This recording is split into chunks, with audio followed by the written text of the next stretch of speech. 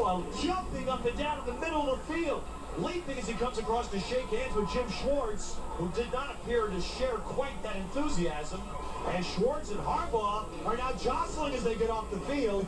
Jim Harbaugh got a little too, and to be quite blunt, Jim got a little too enthusiastic there, and Jim Schwartz is now being separated from Jim Harbaugh. He's actually trying to fight the guy.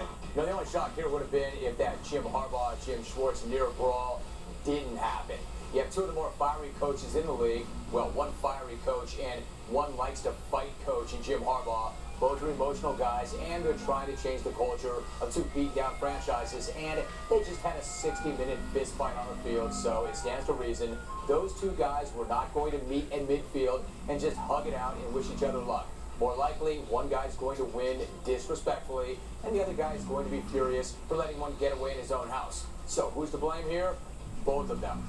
I was just really revved up, and it's totally on me. I shook his hand too hard, and I really went in, and it was a strong, kind of a slap, grab handshake. It's kind of like the same as I've been doing with Costanzo and a few of the other guys. So that was on me. A little too hard of a handshake there.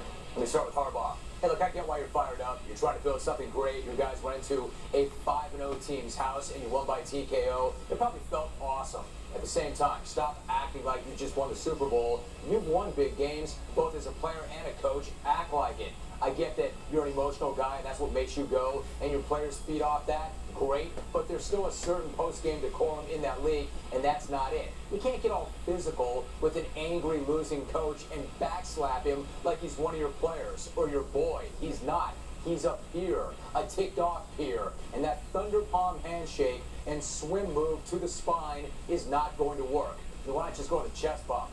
Motor down and shake the man's hand, Jimbo. Dial it down before you start a riot. I know you still think you're a player and you want to be out there with the rest of them, but you're not. You're a head coach. Start acting like one.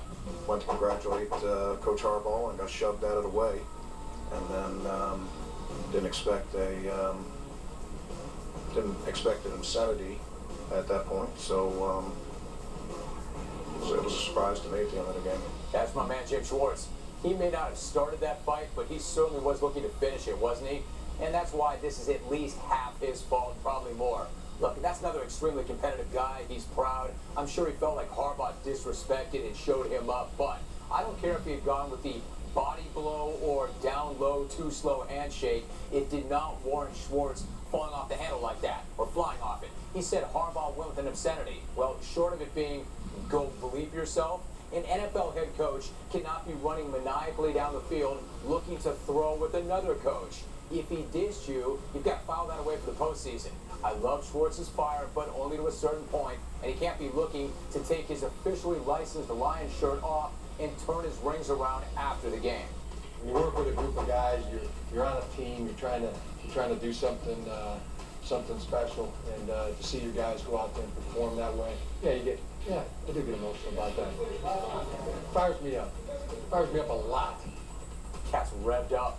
Back to the Niners. Harbaugh probably will end up fighting an opposing coach during a post-game handshake sometime soon. It's not like that guy's going to change, or even could if he were willing to, but give him this. His team is a direct reflection of the coach, and it does feed off his intensity and his competitiveness. And yes, this guy can flat out coach. The Niners are not a nice little team. They've surprised a few people, or a team to keep an eye on down the road. They are a team to fear right now, a potential power right now. The Lions hadn't lost a game in 10 months. They have now, and they lost it at home. Calvin Johnson has scored in every single game this year. Not that game. You can't run against the Lions defensive front. The Niners just did.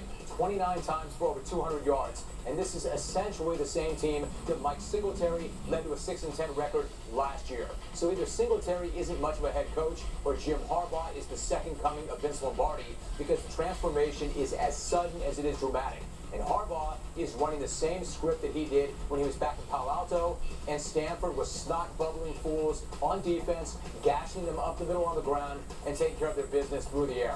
And don't tell me they're just getting back on football's worst division. They just went into Detroit's house and got a 5-0 team to submit. So if you're looking to slap anybody on the back, you've got to start with crazy old Jim Harbaugh. This guy's going to be a better coach than he was a player, and that's saying something. And come January, they won't just be playing in the playoffs, they'll be hosting a playoff game. Yeah, I said it. I only hope it's against Detroit. You can't help but be sick over the death of two-time Indy 500 winner and 2005 Series champ Dan Wheldon. Words do not begin to do it justice. 1 minute, you're watching one of the most respected and admired guys in his sport, and the next, he's gone, leaving behind a wife and 2 young kids. And it was a terrifying, sickening, crazy wreck to see. Wade Cunningham and J.R. Hildebrand collided. It set off a chain reaction that included a total of 15 cars, including Wheldon's, which went airborne before slamming into the catch fence. I understand that horrifying wrecks are part of this sport. The guys know the risks when they get into the car, and maybe it's too soon to start asking the tough questions, but could that wreck have been prevented?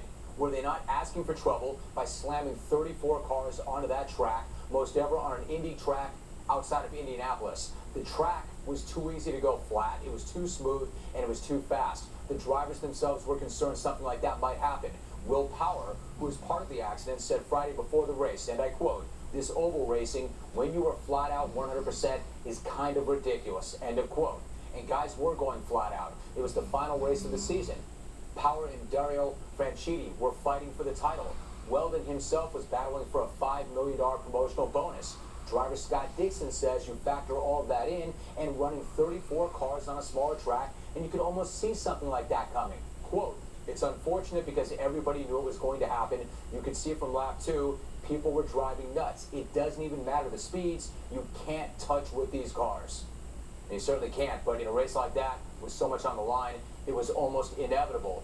Drivers are going to do what drivers do. They're going to take risks. They're going to push the envelope. It's up to the sport then to protect the drivers from themselves, and I'm not sure they did that yesterday in Las Vegas. Dan Wheldon, rest in peace. We'll have more next. Don't go anywhere.